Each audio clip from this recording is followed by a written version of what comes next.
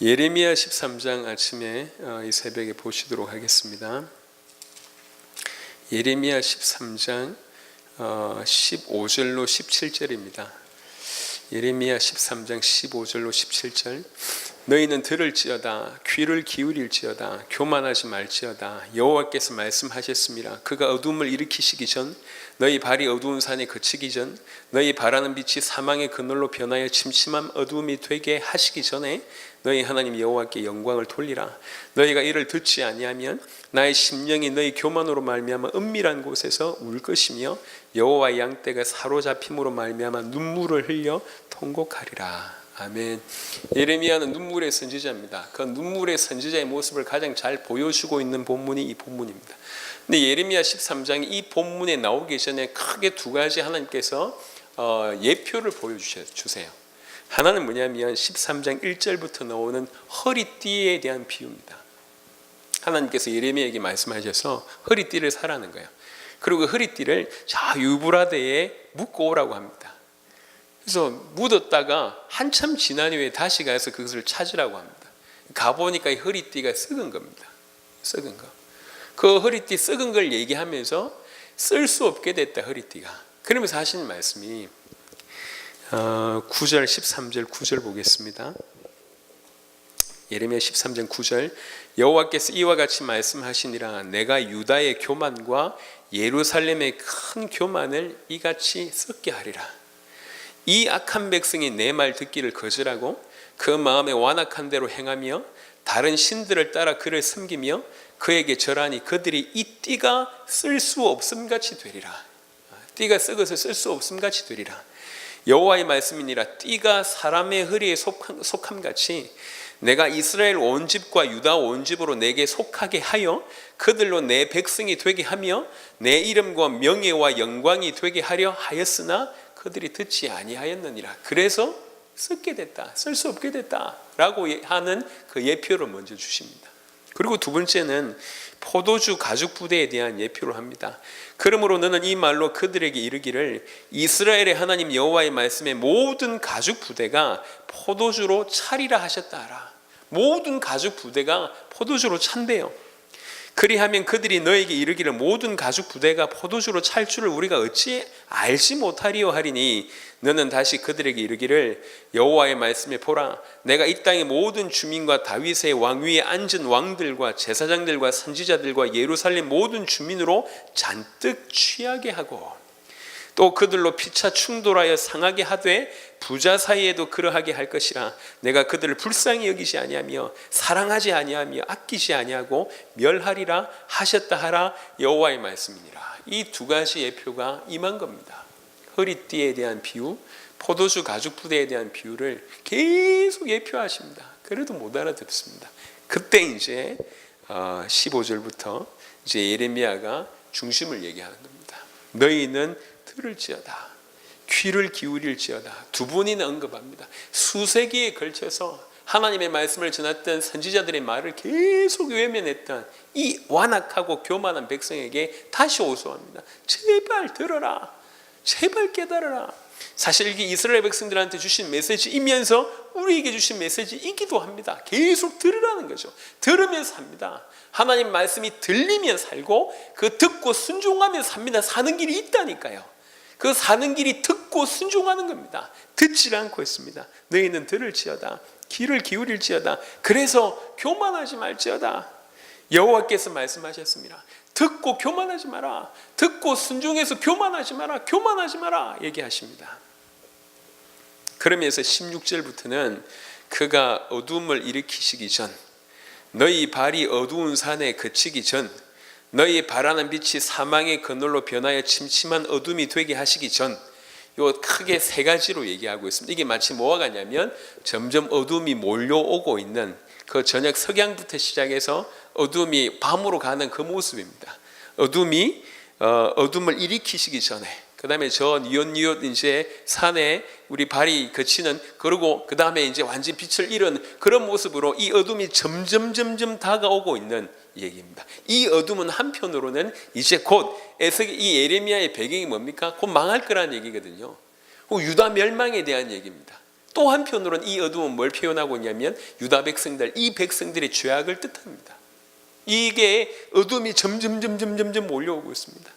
이게 실제로 막연한 얘기가 아니라 적어도 지금 이 시대를 살았던 사람들한테는 바로 앞에 있는 일이거든요. 바로 곧 이 어둠, 이 멸망이라는 게 옵니다. 그것을 이미 예레미야라는 사람은 하나님의 말씀을 믿고 그것을 깨달아서 마음에 가슴이 불이 타서 이런 일이 벌어진다. 그러면서 얘기합니다. 어둠이 몰려온다. 멸망이 몰려온다. 정신 차려라. 제발 좀 들으라 라고 얘기하는 겁니다. 그 전에 되게 하시기 전에 너희 하나님 여호와께 영광을 돌리라. 이거는 단순히 우리 신앙, 우리가 하나님께 영광 돌려야 되지 않습니까? 뭘 하든지 하나님께 영광 돌려야죠. 이 얘기가 아닙니다. 이건 죽고 사는 문제입니다. 지금. 하나님께 영광 돌려야지 살 수 있습니다. 하나님께 영광 돌리는 길만이 유일한 길입니다.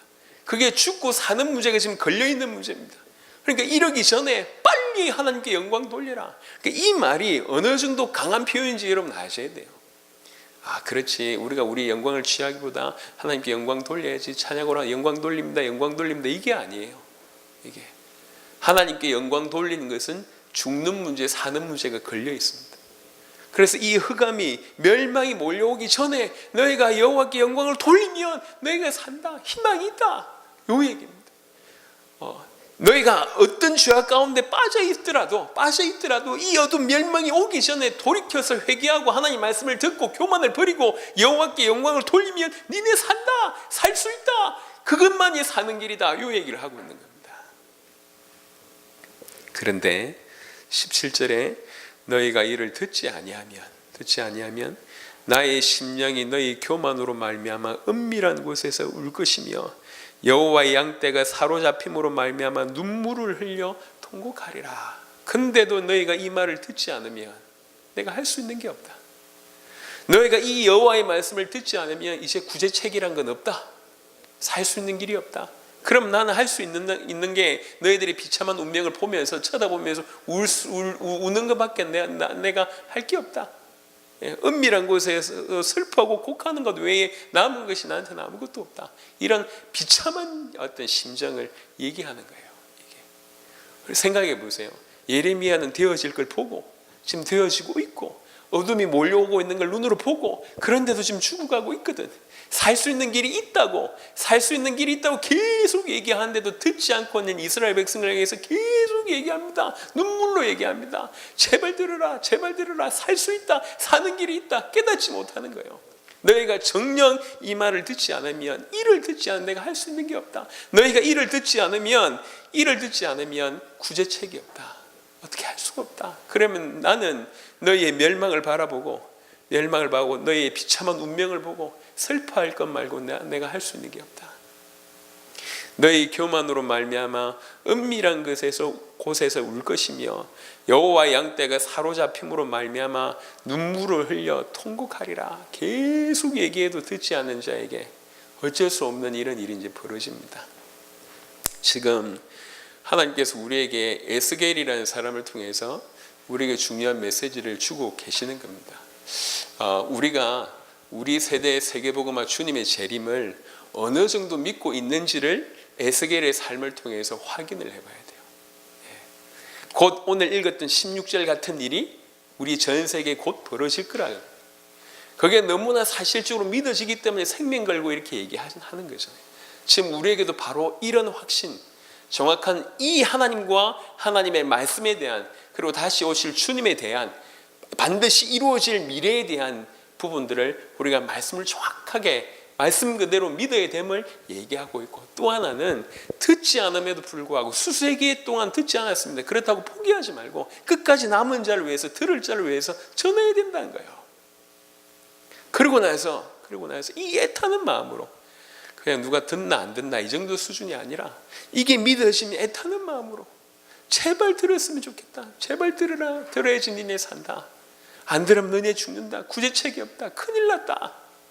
곧 오는데 어떻게 할 거냐. 너희가 정말로 안 듣는다 그러면 나는 할 것이 없고 저 한쪽 구석에 은밀한 곳에 가서 눈물을 흘릴 수밖에 없고 통곡할 수밖에 없다. 제발 좀 알아들으라. 이 얘기를 하는 겁니다. 이런 에스겔의 은혜와 심장이, 이 에레미야의 은혜와 심장이 우리 가운데 있어야 되겠다. 그래서 예레미야가 눈물의 선지자, 이게 그냥 눈물 많이 흘렸다는 얘기가 아닙니다. 예. 너무 정확하게 하나님의 말씀을 믿었고 또 너무나 신랄하게 하나님의 말씀을 전함에도 불구하고 듣지 않는데, 들으면 사는데 안 들으니까.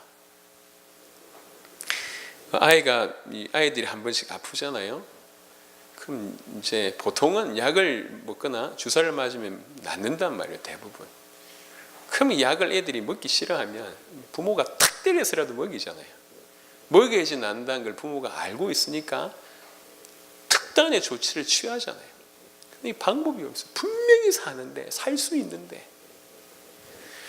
예레미야의 말씀을 통해서 저와 여러분들이 조금 정말로 이런 중심, 말씀에 대한 이런 신실함과 확신과 그 다음에 이 말씀 들고 전하는 어떤 메신저의 자세와 아니면 또 그 가슴, 이런 것들이 우리에게 은혜로 주어지기를 바랍니다. 그래서 그냥 열심히 하거나 좀 더 이게 아니라 정말 이런 중심과 이런 마음으로 사역을 하고 이런 마음으로 하나님 앞에 쓰임 받게 되기를 그리스도 예수 이름으로 축원합니다.